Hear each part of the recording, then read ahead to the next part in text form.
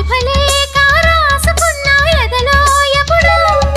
అది నీకు పంపుకున్నా అప్పుడే కలలో